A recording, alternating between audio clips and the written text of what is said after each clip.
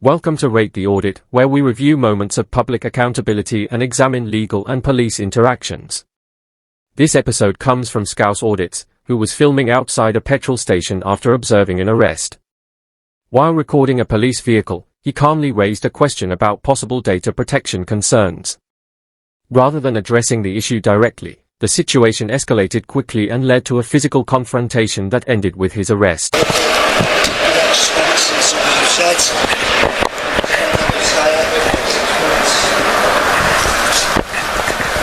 John. Is that John Morton? Yeah, it is, yeah. John Morton, yeah. Just come sit in the car then, mate, please.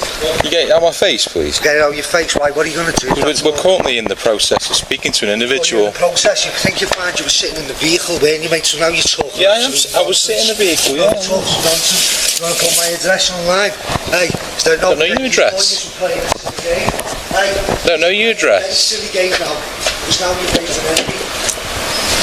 I don't know your address, mate, so... So your name's John?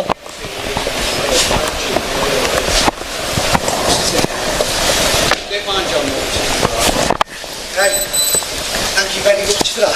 Thank you very much. Because you know what you've just done? You've just done a breach of... Under the UK General Data Protection Regulation, UK GDPR, and the Data Protection Act 2018, personal data, such as an individual's full name linked to prior interactions with the police, must be handled carefully.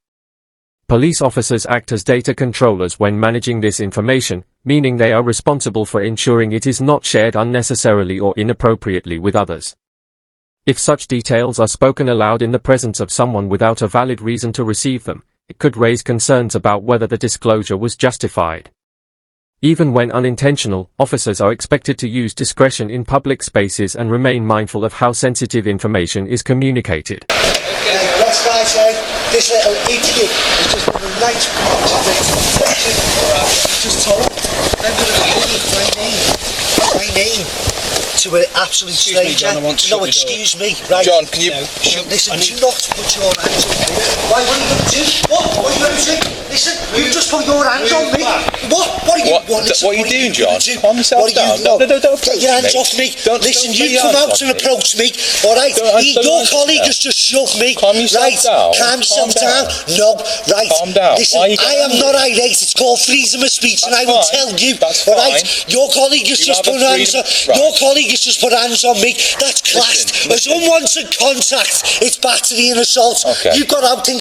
Under the UK GDPR and the Data Protection Act 2018, personal information such as a person's full name in connection with past police interactions must be handled with care. Officers, as data controllers, responsible for ensuring this information is not disclosed unnecessarily or to individuals without a valid reason to hear it. Speaking such details aloud in public may raise concerns about whether the disclosure was appropriate, and even if unintentional, officers are expected to use discretion and remain mindful when communicating sensitive information. You just touched me. So what if I touch you? No, yeah, look, you're touching me now. Please move away. But I will use reasonable force to detain you. I will use reasonable force to detain you. Go on, what? Do you want to touch me? Yeah, can I get more patrols, please? Go on, to the petrol station on Victoria Road. Come on. Come on. Calm yourself down. Calm yourself down. Look. Don't put your hands on me, John. Listen, you put your hands on me. Right, section 33. In my space. Listen, you put your hands on me. It's classed as, look, unwanted contact. Please don't touch me. Okay? Thank you very much. It's the Gulf petrol station on Victoria Road. Come on. And I'll take these as well. Yeah. I'll take these as well.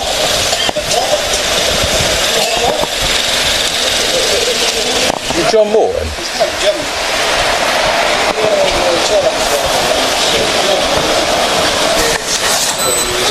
Station.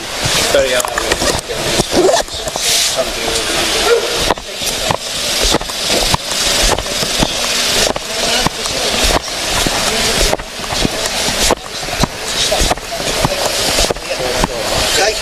John, just calm down. We don't know why you're doing because your colleague has just breached data protection. You're here on a job and your colleague has just given my full name to a random member of the public. Because we know... When the auditor raises concerns, he explains that his full name was spoken aloud in front of a member of the public, which could potentially fall under data protection issues. His reaction is not without context. he is pointing to his right to privacy and accountability. Instead of addressing this directly, the officer responds by saying, "We know who you are," which does not resolve the concern. Knowing someone's identity does not permit sharing it in front of people who are not involved, especially in a public setting. Under the UK GDPR and the Data Protection Act 2018, officers are expected to handle personal information carefully, and dismissing the issue risks overlooking those responsibilities. Tell that to the camera. Okay. I've got all your addresses. I know where you run John, to the safe house on it's on- fucking Anchor Road. Right, I couldn't okay. get two. Camera that you're trying to get into the vehicle. It wasn't, right? no, I wasn't trying to get into the vehicle. Stop me, It weren't. stop me, No, colleague, I'll from come over closing to the your door, colleague. yeah. I'll come over to your colleague. Look, if you want to go to war, I'll have a straight up with everyone. You stopped me, colleague, from closing the No, door, I and then you didn't. put your hand I on was- me, haven't you? No, because Stopping me. no, because you you put were your in my no, face like you this. put your hands on You me, were which is literally classed as face on unwanted face with me, contact. right? The auditor initially raised a legitimate concern about data protection, but his later comment about having followed officers and knowing their addresses crossed an important line. Such a statement can come across as intimidating or threatening, regardless of intent, and risks undermining the credibility of the audit by shifting the focus from accountability to personal targeting. From a legal perspective, language like this could give officers grounds for concern under the Public Order Act, depending on how it is interpreted. While officers are accountable to the public, they are also entitled to a reasonable expectation of safety, and referencing personal details in a confrontational way can quickly escalate a situation and weaken the auditor's position. Need to, because no I don't need to. No, 4736. all right. You don't need to. 4736. Name, 4736. based. 4736. No, based You're not where? being stopped, All sir. right. Then, it's as simple as that. What? Go on, what? Do you want to get lots of Section 5 public Section order? 5? Where's It's the all your MG11 witness statements? MG11 witness statement? There's no aggrieved member of the public. I'm a different member of the public, alright, mate? You won't use your bullying tactics on me. No, you're not. Lock me up. Do what you want. I guarantee you, you'll have a warned about you'll your have a language. letter. Where's don't the care. MG11 witness statement? Aggrieved member of don't the care. public. The auditor, visibly frustrated, responds with a profanity, an impolite remark, but not automatically a criminal offense. Under Section 5 of the Public Order Act, the words or behavior must cause harassment, alarm, or distress to someone present, and officers are generally expected to tolerate a higher level of verbal abuse than members of the public. When the officer suggests a possible Section 5 arrest, the auditor counters by asking about the milligram 11 witness statement, a standard form used to record evidence from a witness who claims to have experienced harassment, alarm, or distress. This reflects a legally informed understanding of the process, since pursuing such a charge typically requires documentation from someone directly. MG11 witness Stand your face. statement. So you just assaulted me then?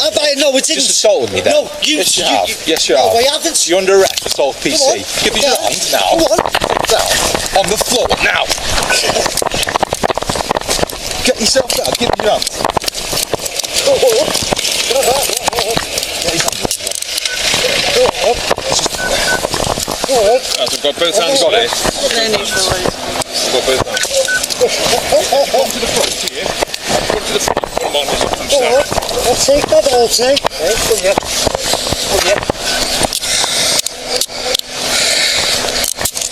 Don't kick out, mate. Stop resisting. Don't kick out. The auditor steps closer to the officers, which may have appeared confrontational, prompting both officers to push him back. As this happens, he makes contact while moving their hands away, which the officers interpret as resistance. One officer quickly claims assault and initiates an arrest, during which the auditor is taken to the ground and handcuffed. At one point, an officer appears to strike the auditor in the face, raising questions about whether the level of force used was necessary and proportionate. According to police use of force guidelines, officers may use force, but it must be reasonable and justified by the situation. A facial strike during a restraint would require evidence of an immediate threat, otherwise it risks being viewed as disproportionate.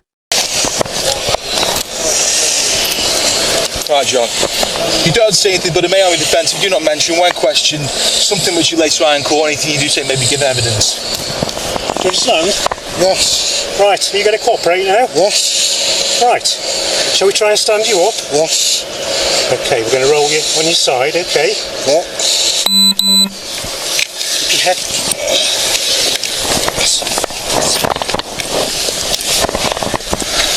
Right. Come on, I love you guys, you know. I do. Thank you very much. You've just put £5,000 in my pocket. Thank you very much. I think so. I think so. When the auditor laughs and remarks, "Thank you, you've just put £5,000 in my pocket," it comes across as more than sarcasm, it points to potential legal consequences. The statement reflects his confidence that the officer's actions, particularly the strike to the face while he was already being restrained, could be challenged as excessive. If the force used cannot be shown to be reasonable and proportionate once he was handcuffed and no longer posed a threat, it may provide grounds for a civil claim. His comment demonstrates awareness of this possibility and signals to the officers that their conduct could be subject to legal scrutiny. That I know your policies better than you, and what you don't understand is what unwanted contact is. You don't understand if you put your hands on me, I'm well within my right. Oh, don't you worry, John. It's on camera, mate. So fine. It's on camera. So fine. It's I just didn't put my hands on you. It's just, you know, you touch me. No, It's no, I unwanted didn't. contact. Look, it's cool. Feel like you're out in court. What happens? It's just gone straight to the cloud, mate. It's just gone straight to the cloud. Hold on, let's get the bag out of the way. It's gone straight to the cloud, mate. It's just gone to 2.1 million people. It's fine. I'm not bothered. Thank you. Any other patrols making at Steel Street, you can Let go with this hard so I can turn. I'm in. And you're not going to get no stress from me, mucker. None. Zero. It's fine. Yeah. So ciggies, lighter, keys, phone. Where's me phone? Who took me phone? Who took me phone? No idea. What do you mean, no idea? You've just took the phone off me. As the video concludes, the officer places the auditor into the police car and shuts the door, a final moment that reflects how the entire encounter unfolded, tense, poorly managed, and ultimately avoidable. What began as a concern about a possible data protection issue escalated into conflict through a mix of aggressive remarks from the auditor and a series of forceful responses from the officers. The situation raised questions about communication, professionalism, and whether the use of force was reasonable and proportionate. While the auditor crossed lines with provocative comments, officers are trained to de-escalate, not intensify, such confrontations. In the end, both sides contributed to an outcome that damaged trust and highlighted the importance of measured responses, clear boundaries, and accountability in policing.